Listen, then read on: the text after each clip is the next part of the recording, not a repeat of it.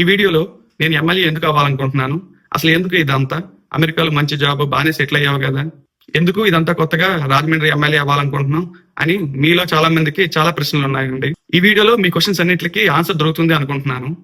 Hello YouTube, అందరూ ఎలా ఉన్నారు? నా పేరు Shiva and welcome to my channel Shiva free spirit.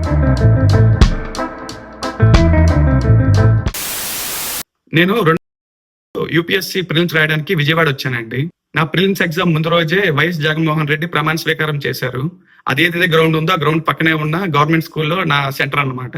అప్పుడు నా మైండ్ సెట్ ఎలా ఉందంటే 2020లో యూపీఎస్సీ రిజల్ట్స్ వచ్చాక మెయిన్స్ అండ్ ఇంటర్వ్యూలో క్వాలిఫై అయ్యాక 2 years డెహ్రాడూన్ లో ట్రైనింగ్ ఉంటుందండి.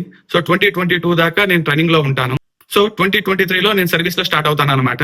నా ఉద్దేశంలో నాకు మంచి ర్యాంక్ వస్తుంది కాబట్టి 2023లో నాకు హోమ్ క్యాడర్ వచ్చి ఆంధ్రప్రదేశ్ లోనే ఏదో ఒక జిల్లాలో నాకు పోస్టింగ్ వస్తుంది అనుకున్నానండి. బట్ ఇక్కడ మనం ఒకటి తెలిస్తే దేవుడు ఒకటి తెలుస్తాడు కాబట్టి 2019లో నా ప్రిలిమ్స్ కూడా క్వాలిఫై అవ్వలేదండి. మనం అనుకున్నది అవ్వనప్పుడు లైఫ్ ఆగిపోతుంది కదండి. Life has to move on. So అందుకే నెక్స్ట్ ఏంటనేది నేను ఆలోచించాను. ఇక్కడ టైం అన్నది చాలా ఇమాజినరీ థింగ్ అండి. మీరు అర్థం చేసుకోగలిగితే ఇక్కడ మనకి చరిత్రలో జరిగిన చాలా విషయాలు ఈ భూమి మీదే కొన్ని సర్టెన్ ప్లేసెస్ లో జరిగినాయి అండి. ఉదాహరణకి నా ఈశ్వరుడు వెంకటేశ్వరుడు ఆ 7 కొండల వాడు ఎక్కడ ఉన్నాడు, ఆ 7 కొండల మీదే ఎర్రచంద్రుడు ఎందుకు పడుతుంది అన్నది నాకు తెలిసిన విషయాలు మాట్లాడచ్చండి. కానీ it's a topic for another video. ఇలా నేను 2019లోనే ఫెయిల్ అవ్వలేదండి. 2005లో నా 10th క్లాస్ అయిన తర్వాత ఇంటర్మీడియట్ నేను ఇంగ్లీష్ మీడియం జాయిన్ అయ్యానండి. అప్పటి వరకు నేను 10th క్లాస్ లో తెలుగు మీడియం వరకు చదువుకొని ఇంటర్మీడియట్ కి వచ్చేసరికి ఇంగ్లీష్ మీడియంలో జాయిన్ అయ్యానండి. అప్పుడు కూడా నా ప్రపంచం ఆగిపోయిందండి. తెలుగులో నాకు తెలిసిన వొకాబులరీ ఒకటి, ఇక్కడ ఇంగ్లీష్ లో నేను చదివే వొకాబులరీ ఒకటి. నాకు చదివేటప్పుడు అర్థమయ్యేది కాదనమాట. అప్పుడు కూడా నేను కంప్లీట్ అన్సర్టనిటీగా ఉండి కంప్లీట్ అంబిగ్యూటీ స్టేట్ లో ఉండిపోయానండి. But life has to move on కదా. సో నేనేం చేశానంటే భయపడకుండా ఎగ్జామ్స్ లో నాకు వచ్చింది, నాకు తెలిసిందే రాశానండి. తర్వాత 5 సంవత్సరాల తర్వాత నాకు యాక్సిడెంట్ అయ్యి నా కాలు ఇరిగిపోయిందండి. అలాగే నా దవడ ఎముక ఏదైతే ఉందో అది కూడా ఇరిగిపోయిందండి. ఇక్కడ క్లిప్ వేశారు. అలాగే నా ముక్కు దగ్గర ఈ స్కిన్ ఊడిపోయింది. అలాగే కనుబొమ్మల దగ్గర కూడా, నా కనుబొమ్మల దగ్గర ఉన్న స్కార్స్ కూడా ఆ టైంలో జరిగిన యాక్సిడెంట్ వల్ల ఏర్పడిన మచ్చలేనండి. ఆ టైంలో నా ఎడమ కాల్లో రాడ్ ఇన్స్టాల్ చేశారండి. 2 years తర్వాత రాడ్ తీయడం జరిగింది. అప్పుడు కూడా నా లైఫ్ అంతా అన్సర్టెన్ అండి. But life has to move on కదా. అలాగే నేను ముందుకు నడిచానండి. తర్వాత నడవగలిగాను. తర్వాత ఆ కాళ్ళ మీద పరిగెత్తడం కూడా జరిగింది. తర్వాత 2013లో నేను అమెరికాకి మాస్టర్స్ చదవడానికి వచ్చానండి. ఆ టైంలో నేను ఫస్ట్ సెమిస్టర్ కి మాత్రమే నేను ఫీజు పట్టుకుని రీసెర్చ్ అసిస్టెంట్షిప్ వస్తుందని చెప్పేసి నమ్మకంతో, రీసెర్చ్ అసిస్టెంట్షిప్ అంటే ఇక్కడ స్కాలర్షిప్ అండి.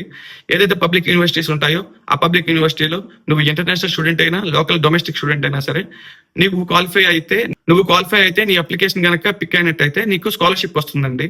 ఈ స్కాలర్షిప్ వస్తే నీ ఫీజు అంతా వాళ్ళే కట్టి నీకు నెలకి $1000 ఖర్చులకి ఇస్తారండి. సో ఆ స్కాలర్షిప్ ఉన్న యూనివర్సిటీని నేను సెలెక్ట్ చేసుకుని ఆ స్కాలర్షిప్ ని టార్గెట్ చేసి నేను అమెరికా రావడం జరిగిందండి. బట్ ఫస్ట్ సెమిస్టర్ లో ఇక్కడ కాంపిటీషన్ చూసి నాకు చాలా భయం వేసిందండి. అప్పుడు కూడా నా జీవితం అంతా కంప్లీట్ అన్సర్టెన్ అండ్ ఏమవుతుందో అర్థం అవ్వలేదు నాకు. అలాగే ఈ స్కాలర్షిప్ ఈ కాంపిటీషన్ లో వస్తుందో రాదో అన్న భయంతో నేను చాలా భయపడ్డానండి. కానీ ఆ తర్వాత సెమిస్టర్ స్టార్టింగ్ లోనే నా ఫస్ట్ సెమిస్టర్ అయ్యేలోపే నాకు రీసెర్చ్ అసిస్టెంట్షిప్ వచ్చిందండి. So life has to move on. తర్వాత 2019లో నేను యూపీఎస్సీ ఎగ్జామ్ రాయడానికి వచ్చినప్పుడు కూడా నేను ప్లాన్ ఏ ప్లాన్ బి అని చెప్పి 2 ప్లాన్స్ పెట్టుకుని రావడం జరిగిందండి. ప్లాన్ ఏ ఏంటంటే యూపీఎస్సీలో సెలెక్ట్ అయితే ఇండియాలో సివిల్ సర్వెంట్ కింద సెటిల్ అవుదాం అనుకున్నానండి. ఒకవేళ ప్లాన్ బి ఏంటంటే ఒకవేళ సివిల్ సర్వీసెస్ లో నేను క్రాక్ చేయలేకపోతే యూపీఎస్సీ ఎగ్జామ్ అమెరికాకి రిటర్న్ అవ్వాలని చెప్పి అనుకున్నానండి. సో 2019లో ఎప్పుడైతే ప్రిలిమ్స్ నాకు అవ్వలేదో ఆ టైంలో నేను అమెరికాకి రిటర్న్ అయ్యి వేరే ఉద్యోగం ఎత్తుకుని అమెరికాకి రావడం జరిగిందండి.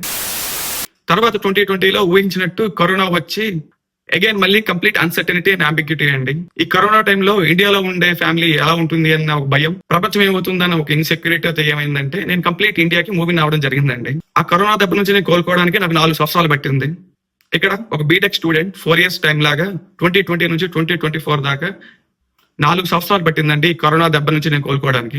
అలాగా ప్రస్తుతం 2025లో ప్రొడక్ట్ ఓనర్ గా పనిచేస్తా అమెరికాలో ఉన్నానండి. ఈ విధంగా చిన్నప్పటి నుంచి జర్నీ చేస్తున్న నేను, చిన్నప్పటి నుంచి ఈ విధమైన జీవితం చూసిన నేను ఇప్పుడు 2029లో రాజమండ్రి సిటీ ఎమ్మెల్యే అవ్వాలనుకుంటున్నానండి.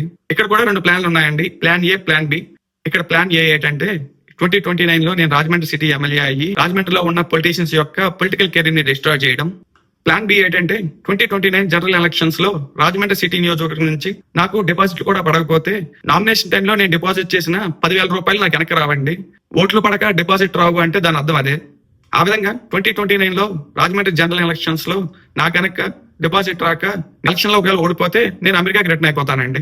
అది నేను 2029లో చేయాలనుకుంటున్నా ఈ ఎమ్మెల్యే పోటీ మీద నా ఉద్దేశం. ఈ వీడియోకి మరింతేనండి. వచ్చే వీడియోలో మరో విషయంతో మళ్ళీ కలుద్దాం.